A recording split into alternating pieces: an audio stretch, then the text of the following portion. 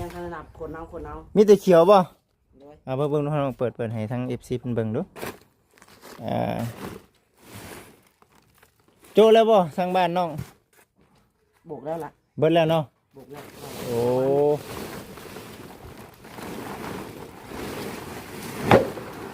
โอ้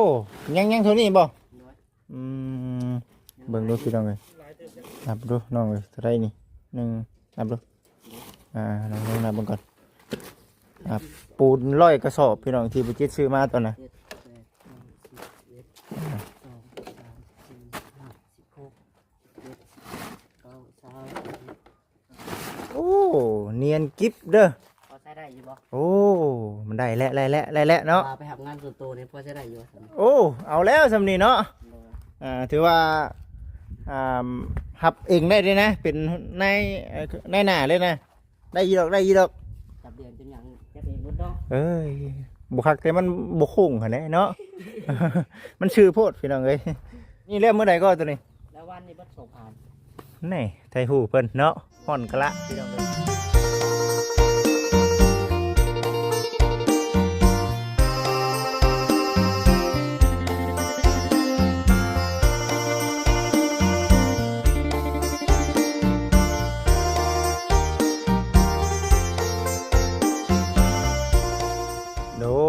ยโดย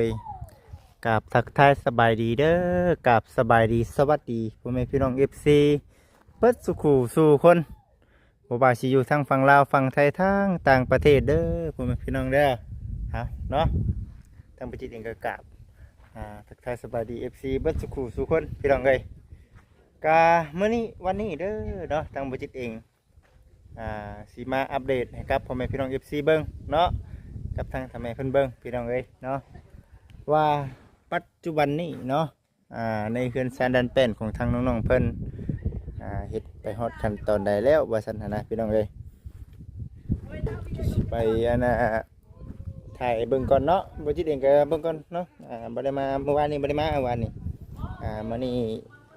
มาเยี่ยมยามทำไทยเบิ่งก่อนว่าซั่นนะพี่น้องเอ้ยคนได้นี่เนาะ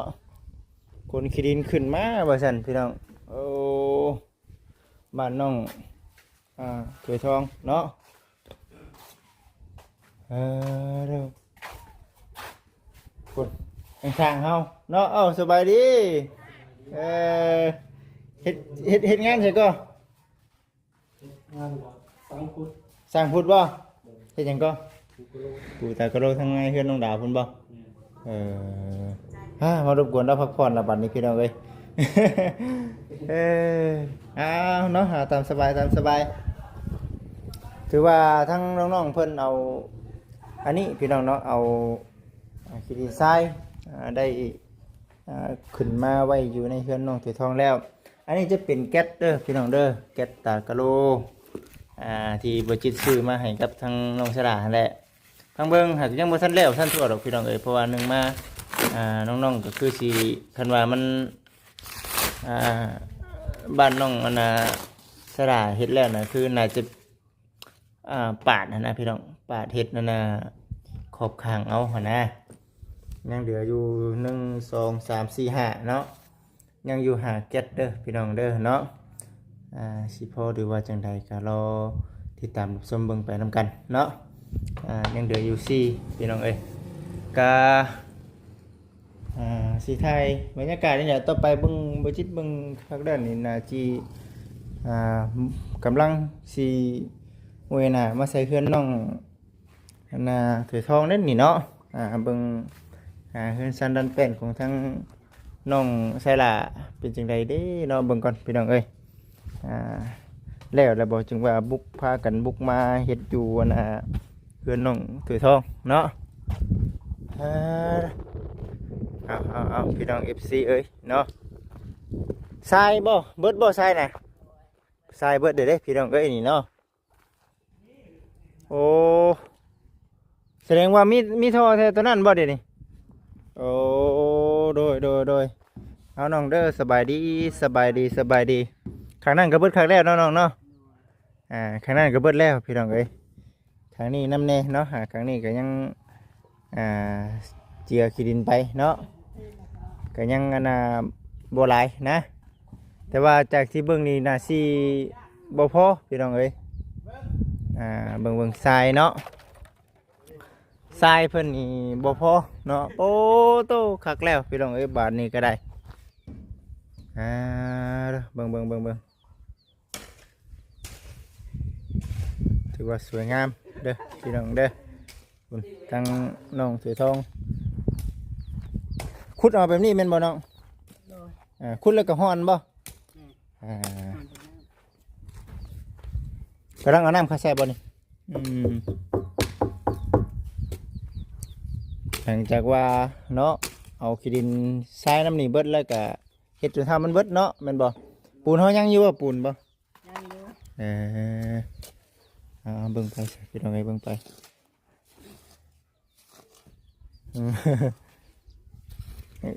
ยังหลายเติบอยู่เนาะคันว่าบ่พอก็ได้เนาะทางน้องๆปัญหาก็ขึ้นคือกองที่บ่จิตถ่ายให้กับ FC ได้เบิ่งได้ชมมาแหละพี่น้องเอ้ยป้าต้องแหละละบัดนี้ใส่หมวกใส่กุ๊บในเด้อน้องเด้อเนาะใส่กุ๊บแน่เนาะเบิ่งสิพา FC ไปเบิ่งอันนั้นก่อนเบิ่งปูนเอาบ่ส่งเด้อสบายดีน้องจ้อยสบายดีเฮ็ดหยังก็ผมกินนี่กางคาคอเพิ่นกินหยังกางคาคอเก่งปลาเก่งปลาบ่เด้ออยู่ใช่ล่ะปลาในหนองนี่บ่มันดูดดูดปลาอยู่ห่วยบ่คิดว่าปลาในหนองนี่นะเนาะเด้อจังแต่บ่ทันหมู่เนาะเฮ็ดจังได๋ล่ะพี่น้องเอ้ยกางคาคอนี่เนาะออกเลยจกเลยนะจกเลยกางคาคอเพิ่นว่าพี่น้องเอ้ยนี่เด้นี่จะเป็นก้อนขีนแห่เนาะเป็นบางส่วนพี่น้องเอ้ยเนาะมาเบิ่งยังไงเติบบ่น้องน้องเอ้ยสบายดียังหลายบ่จักยังบ่ได้นับเลยยังทันนับคนเอามีแต่เขียวบ่เบิ่งน้องเปิดให้ทั้ง FC เพิ่นเบิ่งดูโจแล้วบ่ทางบ้านน้องบุกแล้วล่ะเบิดแล้วเนาะบุกแล้วโอ้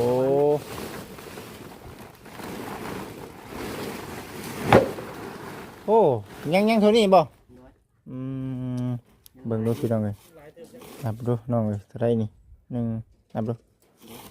น้องนับเบิ่งก่อนปูน100กระสอบพี่น้องที่บ่จิตซื้อมาตอนน่ะ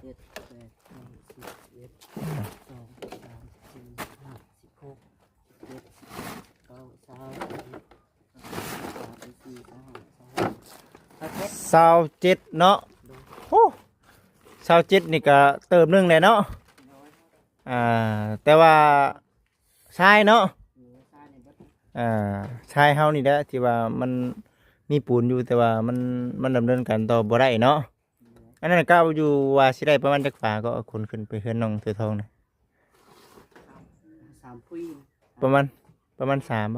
บ่แบบว่าฝานะประมาณ3บ่ผาละพุยเนาะแต่ปูนนี่ผา1 2 2 3พุ่นได้เนาะ2 2พุ่นนี่เอาซะพี่น้องเอ้ยยังชายเนาะชายอีกมาหลัง1กล้าพอบ่หับปากนะเบิ่งครั้งแล้วลองไปเนาะลองไปเทื่อละขั้นตอนพี่น้องเอ้ยแต่ว่าหลักๆเลยคือทรายเนาะคือในเรื่องปูนเฮานี่ถือว่าพอได้ใช้อยู่เนาะตุ๊100กระสอบไปเบิ่งสีมือไปเบิ่งสีมือรู้เป็นยังไงสีมือของการโบกพี่น้องเอ้ยเนาะจูมาเบิ่งก่อนเด้อพี่น้องเด้อโอ้เนียนกิ๊บเด้อพอใช้ได้อยู่บ่โอ้มันได้แล้วเนาะไปทำงานส่วนตัวนี่พอใช้ได้อยู่โอ้เอาแล้วสำนีเนาะถือว่าหับเองได้เลยนะเป็นในหน้าเลยนะได้ยีดอกจับเดือนจนยังจับเองหมดเนาะบุคักแต่มันบุคงเหรอเนาะ มันชื่อโพดพี่น้องเอ้ยโอ้คักแล้วติดบล็อกแก้วตั้งวงกบโบกสาบก็เป็นเบิดเลยติดกะโลก็ได้แหละมันกะเบิดเท่านั้นแล้วเนาะคนเฮาคุณพี่น้องเอ้ยมาเบิ่ง ส่หมวกบ่ได้เจ็บบ่เนาะหัวนะ บ่ได้ ใครในสันเช้าเนาะเข้าไปไว้ฉันอันนี้เรียกเมื่อใดก็ตัวนี้ แล้ววันนี้บัดส่งผ่าน นี่ไทยหูเพิ่นเนาะห่อนกะละพี่น้องเอ้ย เฮ็ดแบบเมาเลยวันบัดคูณหา2ผ่าน จักคนก็บ่ได้มาเมื่อวานนี่บุกช่วยกันนี่ บ่ส่งก็บ่ได้อยู่วันนี้ ใส่ เฮ็ดกับน้องดาว กับน้องดาว โดย เออ 2คน3คนน้องจ้อย ประมาณ3คนเนาะ โดยน้องจ้อยตักปูน โอ้เอาพี่น้องเอ้ย น้องจ้อยจนหน้าซีดวันนี้ น้องดาวก็จนว้า เมาเนาะเมาให้มันแล้ว พักเที่ยงแล้วเนาะ อืม กินข้าวเช้าแล้วก็บ่ได้เช้าเมื่อยลุยเลย ถึกช่วงผามันฮ้อนเนาะน้องเนาะข้างนี้เนาะ แล้วนี่ได้เมื่อวานนี่กันแดดกว่านี้อีกวัน แดดกว่านี้อีกเนาะไปซะเข้าครบทั้งในผู้ไปเนาะแดดคักแล้วพี่น้องเอ้ยพอแล้วเด้อพี่น้องเด้อเนาะบัดนี้ขั้นตอนต่อไปจะเป็นในเรื่องฉี่เฮาเนาะบัดนี้เนาะมาเบิ่ง หากเมียนเพื่อนเข้าอีกแล้ว โอ้ฮาเด้อ ล่างตู้เย็นเย็นก็ล่างใหม่แล้ว ล้างตู้เย็น ด้วย ล้างนี่แหละว่าล้างตู้เย็นนี่เนาะ ห้องเลย โอ้กี่ว่าน้ำถอกใช่นะเนาะบ่สงคึดนักได้พี่เนาะโอ้เสร็จล้างใหม่เบิดแล้วนี่เนาะ พื้นล่างกูจะมีได้เขียก พอแห้งเด้อเวลาเนาะจะไปหาทำได้เนาะพอเด้อคักแล้วพี่น้องเอ้ยเนาะทั้งในทั้งนอกถือว่าโอเคนี่คือเพื่อนครัวของทางน้องไสล่าเด้อพี่น้องเด้อเนาะจังไดนี่สิไว้เบิ่งนี่บ่นี่จูไฟนี่กล้าเบิ่งสัวข้าวบ่ ช่วงมันแดดเลย ช่วงวันแลดเนาะ มันแดดแล้วเข้ามาแดดฮ้อน บ่จูไฟเฮาได้ซะสมมุติเด้อสมมุติว่ามีแก๊สสมมุติว่าน้องเอามา กับแถวนี้ แถวๆนี้แหละเนาะ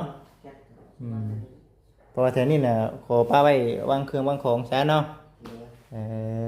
มันนั่งกินข้าวนั่นแหละ นี่ก็ได้เนาะคักพี่น้องก็ยังอย่าแนวเนาะ โดย อย่าแนวได้คำ ดำยังอยู่ มันยังเป็นห้อยอยู่ได้พี่น้องเอ้ยแต่มีอย่าแนวใส่นี่บ่น้องว่าประมาณจักอันนั้นวันจักถุงก็เนาะฮอดบ่ซาวฮอดบ่ซาว อ๋อห้องนึงของเนาะ ห้องหนึ่งสองถุงบ่ลองนับเบิ่งสอง เพิ่นหลายนะปลาย ประมาณ10ปลายเนาะ14 15ก็ได้แหละเนาะ โดย 4ยังก็ว่าเฮาคุยกันตะกี้ สีเท่ากัน สีเท่าเนาะนี่ก็ถามเพื่อไว้ชื่อดอกพี่น้องเอ้ยเนาะเป็นสีเท่าเพราะว่าเฮาเบิ่งสิมันยังเป็นแบบบ่ขออนุญาตนำเนาะมันเป็นห้องอยู่เด้พี่น้องเอ้ยเนาะ ดำหมดก็มาเข้าเลย แม่นบ่ โดย หมดเนาะพอดีมันเข้าไปวางไข่อยู่หั่นเนาะของแม่เพลูกอยู่หั่นโอ้คักปันยังฮาโดใช้บริการได้ไผใช้บริการก่อนในห้องน้ำนะ ยังไง ยังบ่ ได้น้องหลานก็บ่ได้ ไปเด้เนาะลอยบ่เนาะบ่ชงยังได้ปิด ประตูยังทันได้ปิดเนาะบ่มีไผกล้าเนาะโอ้ ทางแม่ยังก็คือเราได้ก็คือ จังหวะแล้วแต่เพิ่นเนาะ เลย ถือว่านี่เด้พี่น้องเอ้ยสวยงามถือว่าโอเคอยู่ได้พี่น้องเอ้ยเนาะงามอยู่คักแน่อยู่เนาะนี่เด้โบกไว้เบิดแล้วแต่ว่าเรื่องสีเฮาบัดนี้เนาะเบิ่งหาน้องทางน้องป้ามีบ่สีนะสีที่ว่ามันยังคงเหลืออยู่ สีหยังก็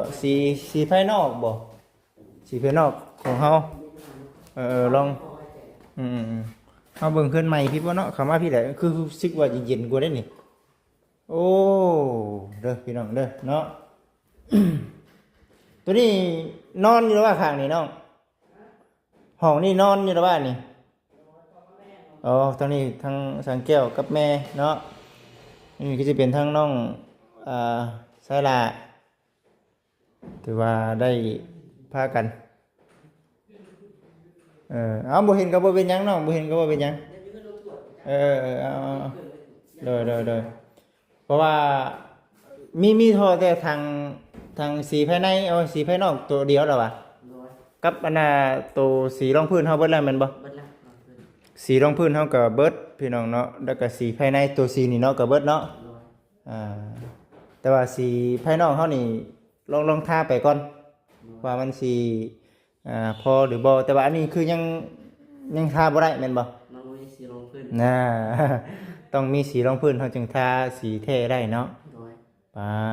ตัวพี่น้องเอ้ยรอเบิ่งเด้อพี่น้องเด้อเนาะถือว่าคัน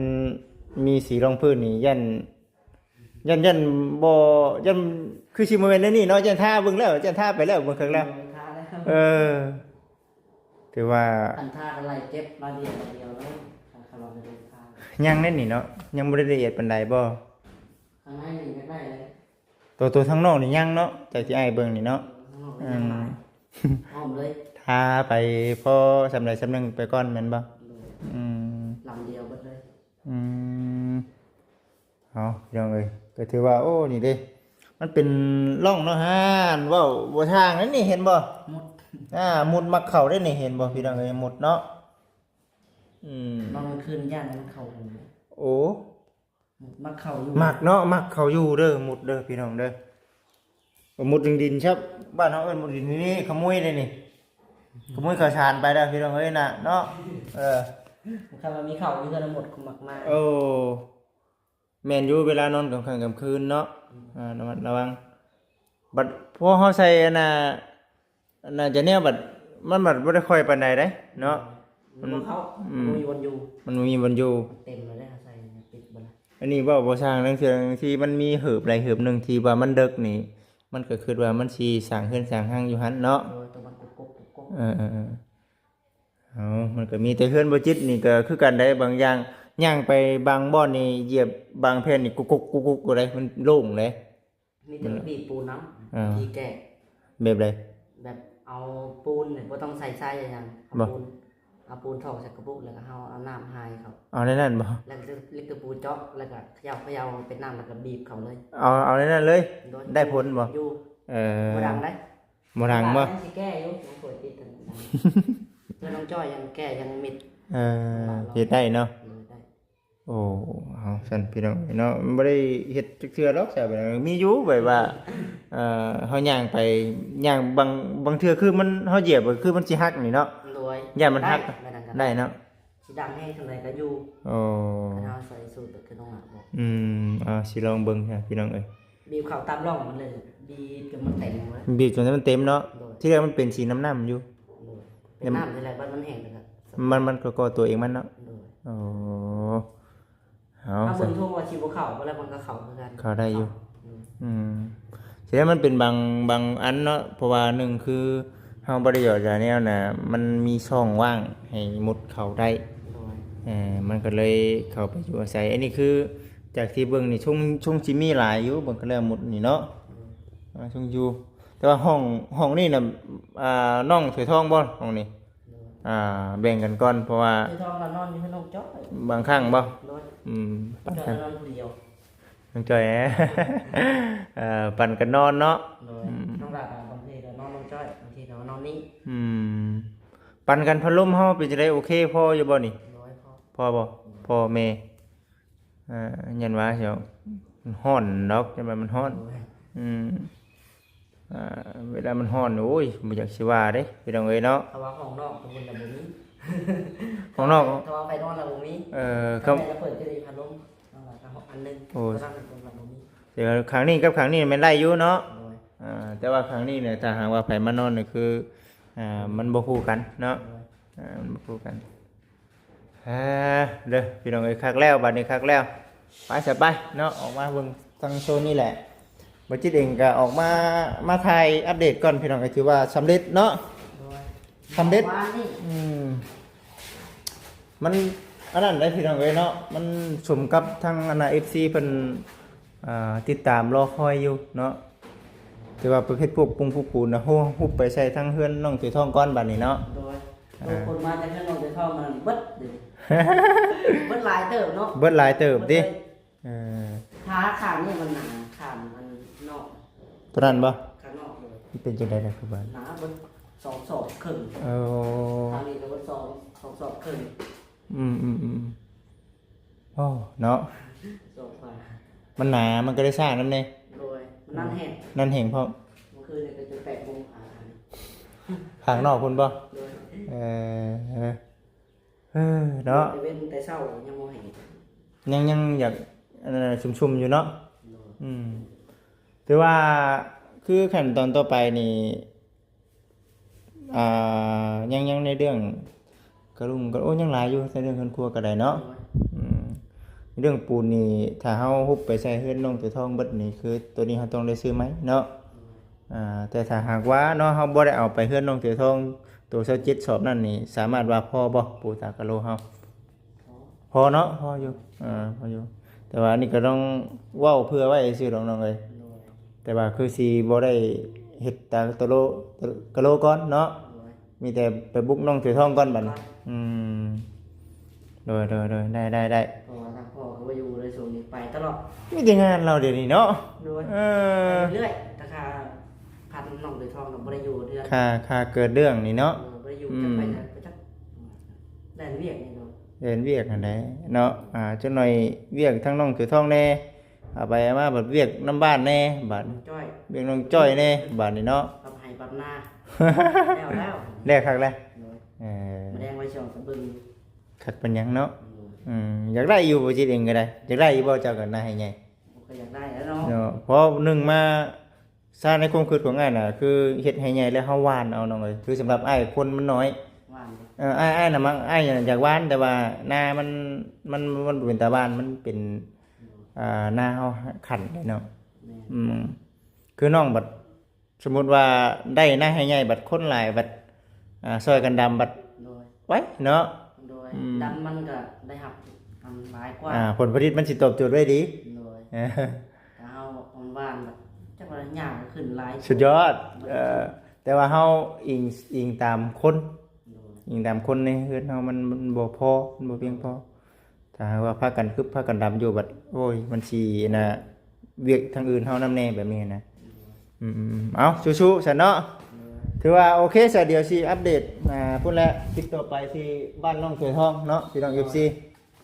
ในหอนทรายเบิดเลยว่ะ ในหนทรายบ่ยังน้อยเดียวเด้นี่เนาะ โดยซักเบิดเลย บ่เกิน โบกอย่างเดียวมือ มื้ออื่นบ่ โดยอย่างเดียว มื้อนี้บ่เกินมื้อนี้ก็เบิดแล้วตัวนี้เนาะ โดยพอดีวันนี้ว่าพักเอาแห้งก่อน ฟังให้ก่อนเนาะมื้อนี้ ชมเพิ่นเด้เนาะ เอาตามที่ว่าทั้งน้องๆเพิ่นถือว่างามอยู่เด้พี่น้องเอ้ยเนาะถ้าบ่สีนี่เนาะป้าเอาสิได้เป็นหยังน้องนี่เนาะสิเพื่อนช่องสีเด้ การข้าว อันนี้เนาะ หมู่กันป้องเลยเด้พี่น้องเอ้ยเนาะ เอาคนละสีติ คนละสีเลย แต่มันก็บ่เข้ากันเนาะถ้าหากว่าเป็นสีเดียวกันนี่โอ้พี่น้องเนาะบ่จิตว่าขึ้นเด้อเนาะขึ้นอันนี้ยังครึ่งๆกลางๆอยู่เด้พี่น้องเอ้ยเนาะถือว่างามอยู่เนาะงามง่ายคักแล้วพี่น้องเอ้ยบ้านนี้ก็ได้เอาดีใจนำเด้อน้องสระเด้อในที่สุดก็ถือว่าสำเร็จไปอยู่ในขั้นตอนหนึง โดย ถ้าเฮาตกแต่งคิ้วมันเนาะเว้าแบบง่ายๆก็เนาะตกแต่งมันก็งามไปมันผุนโอ้ลืมเห็นเนาะผุนเนาะบันไดเนาะ กระโดดกันไดยังบ่มี บันไดเพิ่นก็ยังบ่ได้มีเด้พี่น้องเอ้ยเนาะต่างอยู่และเฮาเทกันเปื้อนอีกโอ้ยเข้ากัน อันนี้คือเว้าในเรื่องมันงามพี่น้องเอ้ยแต่ว่ามันสิบ่งามย้อนเงินเนาะ โดย ถ้าเงินมีน่ะเฮามันว่างามอยู่แต่อีหยังก็ตามแต่พี่น้องเอ้ยมันเฮ็ดบ่ได้ย้อนบ่มีเงินเนาะ โดย Ừ. ทรงนี้เต็กเลย สด ย่อย คือกันเนาะตอนนี้ก็ สดจนด จนสิใหม่เลยเนาะ สิใหม่ ำเงิน จะเฮ็ดเดี๋ยวอย่าให้เป็นพญาติเดียวกันกูว่าเห็นว่าก็ได้เนาะแมงหาแนวขายอยู่ คิดอยู่ได้เนาะ ขายไก่ได้อยู่เอ้ยหรอ เออ มีนี่นะมีเงินใช้ แม่นอันนี้ก็บางครั้งก็ไปแน่บางครั้งก็โอ้ยไปแถวใกล้แน่แบบนี้นะเนาะ ว่ามีเงินเก็บอยู่เนาะว่าราคาเป็นพันหรือทองเบิด จังได๋เล่นให้ได้นี่ติ แล้วจักสิเอาอยู่ใช้แล้วบ่ มีความเสี่ยง เอามีเงินเก็บไปเลย เนาะแม่นอยู่ หักเบิดแน่ แม่นความน้องว่าอยู่ได้ โดย มีแต่ภาวนาบ่ให้มันเป็นแหละเนาะเฮ็ดจังได๋ซะ แต่ก็บ่อยากให้มันเป็น ก็เป็นอุกอังใจแล้วจักอันใดสิเงินแฮงกระโตเฮาก็บ่มีเด้เนาะไปซะเด้อน้องเด้อเดี๋ยวเฮาจังว่ากันอีกเทื่อเนาะโอเคเอาน้องสบายดีพี่น้องเอ้ยเฮ เอาโอเคสัน FC ทุกๆท่านเนาะเบิ่งเนาะหามาเบิ่งครั้งนี้ก่อนปูนยังชัดเจนสอบคือจะเป็นในเรื่องของทางสีไปโบกบ้านน้องสวยทอง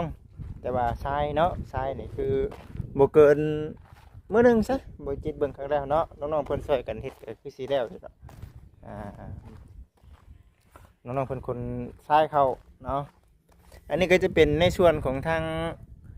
บ้านน้องสลาในเรื่องสี